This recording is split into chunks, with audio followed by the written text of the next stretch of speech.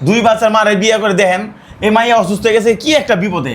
তুই বাড়া তো বাড়া, তুই আমার ঘর থেকে বাড়া। আমার বউ বাচ্চার শরীর অসুস্থ আর তুই এনেকা দুই বাচ্চার মা দেখেন লাগাইছস। ও এই বাচ্চা অসুস্থ হয়েছে আমি তোর ওর বাপের কাছে দিয়ে দিতে। আচ্ছা তুমি আমার সাথে বিয়ে বুঝছো না? না আমি তোর কাছে বিয়ে বুঝি দেখতে কি হইছে? উল্টা পাল্টা কথা কস।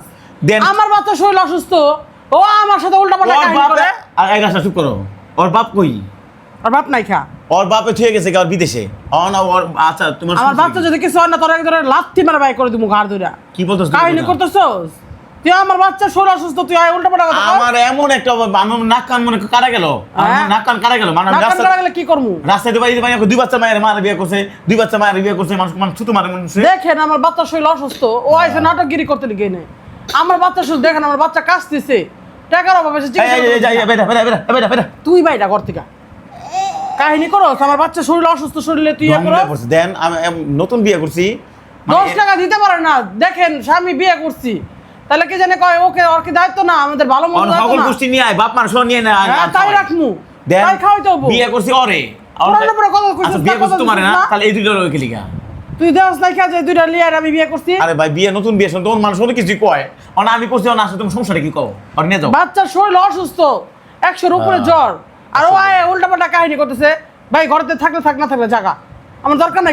বিয়ে করে রেখে দিব আমার পোলাপান নিয়ে আমার খারাপ কাজ করে খাই দিব তোর ভালো কিছু করে খাই যাবি না তুই দরকার বলে আমার পোলাপানের জন্য আমি ভিক্ষা করে খামু, খারাপ কিছু করে খামু। দেখেন গাইস এমন একটা অবস্থায় কি চরিত্র মারগা কেমনে এর বাপ ঠিক গেছে গা দুইটা বাচ্চা নিয়ে বিয়ে করছি কেমন আমার বিশ্রীর একটা অবস্থা লাগে আবার কথা কস তুই না? দেখেন আজকে আমার টাকার অভাবে আমি বাচ্চার চিকিৎসা নিতে পারতেছি না।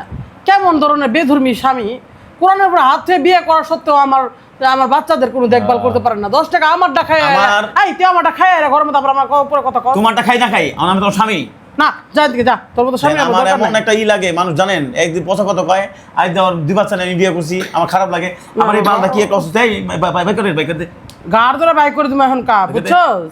আর পোলাপানের না পাও চাড়ামো একেবারে কাহিনী করলে পারা, বেশি কাহিনী করা যাবো না। গাইস আমার খুব খারাপ লাগতেছে এই বিষয়টা দেখা ওরে আমি বিয়ে করছি দুই বাচ্চা নিয়ে বিয়ে করছি আমার মানে মানে মুখ সুখ দিতে পারতেছি না একটা কথাই বললি, দেখেন পর কখনো আপন হয় না। নিজের ভাইবে ওরা বিয়ে করলাম, আমার বাচ্চাগুলো নিজের ভাবতেছে না, তাহলে বলেন এটা কোনো কথা যুক্তিতে পড়ে? আর ও কি ধরনের স্বামী আমার, আজকে আমার সন্তানের চিকিৎসার জন্য 10 টাকা ব্যয় করতে পারে না, তাহলে ওর মতো স্বামীর আমার দরকার আছে বলেন আপনারা?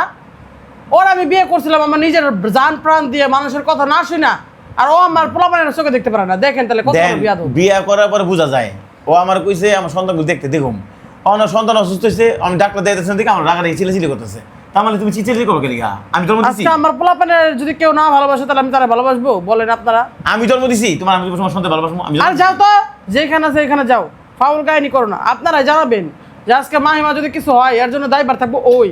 ও আমাকে কোরআনের উপর হাত ধরে বিয়ে করা সত্ত্বেও ও আমার পোলাপানের দায়িত্ব নিতে পারে না। কেমন স্বামী? তো গাইস আপনারা জানাবেন আমি কি কোনো অপরাধ করছি নাকি আপনারা অবশ্যই ভিডিও লাইক এবং শেয়ার করবেন।